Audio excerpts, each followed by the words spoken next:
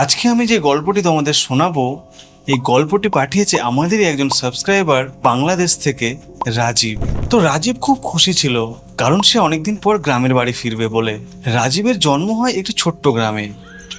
গ্রাম হলেই বা কি হবে, গ্রামটি ছিল খুবই সুন্দর। গ্রামের সরু রাস্তা, দুপাশে মাঠ আর কুয়াশা মাখা সেই পরিবেশ। এই অপরূপ দৃশ্য অনেকদিন পর ফিরে পাবে বলে সে খুব খুশি ছিল। তার কর্মজীবনে একঘেয়েমি হয়ে গিয়েছিল, সেই কারণে সে ব্রেকের জন্য তার বাড়ি যাচ্ছে এবং গাড়ি থেকে নেমেই সে হাঁটতে থাকে তার নিজের বাড়ির দিকে। সে যেমনটা ভেবে এসেছিল ঠিক তেমন আর পরিবেশ নেই, সম্পূর্ণ পরিবর্তন হয়ে গিয়েছে। সে এই সমস্ত জিনিস থেকে একটু অবাক হয়েছিল। সে সমস্ত কথা বাদ দিয়ে সে তার নিজের বাড়ির দিকে যাচ্ছে।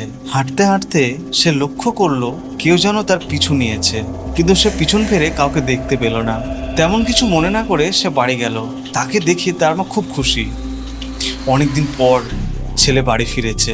এবং সাথে সাথে মা বলে, আমার আর কোনো ভয় নেই, তুই তো এসে গিয়েছিস বাবা, এবার সব ঠিক হয়ে যাবে। এই কথাটা শুনে রাজীবের মনে একটু খটকা লাগলো। প্রথমত সেই রাস্তার ঘটনা, তারপর তার মায়ের এই কথা, একটু চিন্তিত হয়ে পড়লো। তো যাই হোক, বিকেলের দিকে বন্ধুদের সঙ্গে দেখা করতে গেল।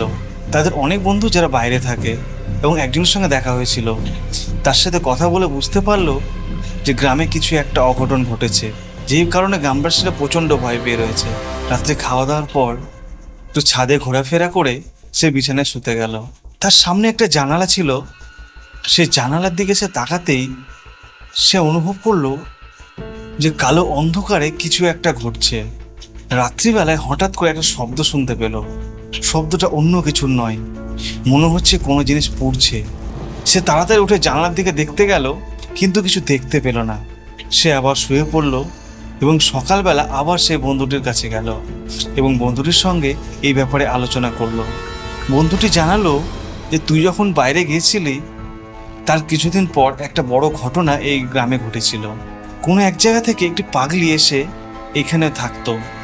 সে খিদে সহ্য না করতে পেরে একটি বাড়িতে ঢুকে সে খাবার খেয়ে নেয়, এবং সেই বাড়িটি ছিল একটি জমিদার বাড়ি।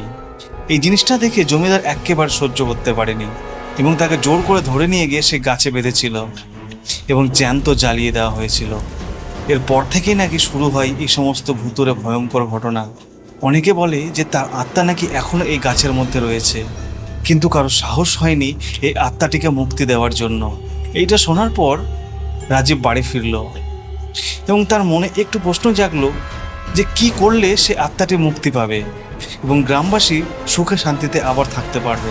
রাজীব এসেছিল কয়েকদিন ছুটি কাটানোর জন্য, কিন্তু সে জানতো না যে তার জন্য একটি বড় বিপদ সামনে রয়েছে। এটা ভাবতে ভাবতে আবার কিছু পড়ার শব্দ শুনতে পেল। শব্দ লক্ষ্য করে হাতে টর্চ নিয়ে সে গাছের দিকে গেল, কিন্তু সেখানে মানুষ না দেখতে পেলেও একগুচ্ছ চুল যেন হাওয়ায় ভাসছে। এইটি দেখে প্রথমে রাজীব ভয় পেয়ে গিয়েছিল। সে ভাবলো এখান থেকে চলে গেলে সে ভালো করবে, কিন্তু অপরদিকে ভাবলো সে যদি এই আত্মার মুক্তিটা না দিতে পারে তাহলে কিন্তু গ্রামবাসীরা শান্তিতে থাকতে পারছে না। এই কথা ভেবে জিজ্ঞাসা করলো, কি করলে তোমার মুক্তি হবে? তুমি আমায় বলো, আমি তোমার হয়ে সেটা করব। কোনো উত্তর এলো না এবং হতাশ হয়ে সে তার ঘরের দিকে যাচ্ছিল এবং হঠাৎ করে পিছন থেকে শব্দ ভেসে আসলো, আমার মুক্তি চাই, শুধুমাত্র একটু খাবার খেয়েছি বলে আমাকে জোর করে বেঁধে এইখানে পুড়িয়ে মেরেছে।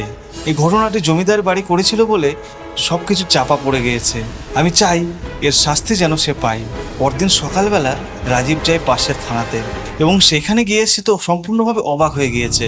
তার একজন ক্লাসমেট সে পুলিশ অফিসার। এইটি দেখে রাজীব খুব খুশি হয়েছিল। অনেকদিন পর রাজীবকে দেখে সে অবাক হয়ে গিয়েছিল, তাও আবার পুলিশ স্টেশনে। এবং রাজীব সে নির্মম অত্যাচারের ঘটনা তার বন্ধুকে জানায়। তারপর তার বন্ধু পুরনো ফাইল বের করে সেই কেসটিকে রিওপেন করে এবং সেই দোষীদের সাজা দেওয়া হয়। এরপর থেকেই সে গ্রামে আবার ফিরে আসে শান্তি। এবং রাজীব নোটিস করে তার মায়ের মনের মধ্যে যে ভয় ছিল সে ভয়টিও কেটে গিয়েছে এবং আবার ফিরে যায় তার কর্মজীবনে। কেমন লাগলো তোমাদের এই ঘটনাটি? তোমার সাথেও যদি কোনো ঘটনা ঘটে থাকে আমাদের পাঠাতে পারো সেই ঘটনাটি, সাথে তোমার নাম এবং ঠিকানা অবশ্যই লিখবে। আর চ্যানেলটি অবশ্যই সাবস্ক্রাইব করে আমার পাশে থেকো। দেখা হচ্ছে পরের ভিডিওতে।